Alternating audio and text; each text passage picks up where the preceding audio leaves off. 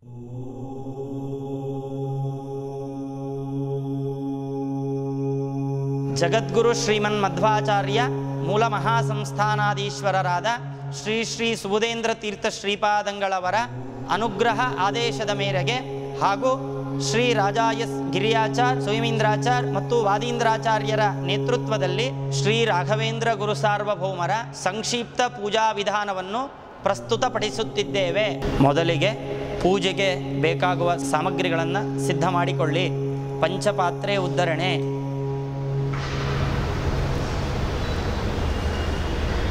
ಕಲಶಪಾತ್ರೆ,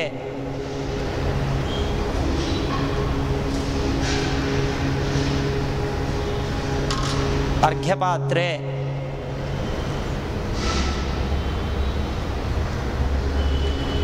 ಮಂತ್ರಾಕ್ಷತೆ ಮತ್ತು ತುಳಸಿ ದಳ, ಗಂಧ,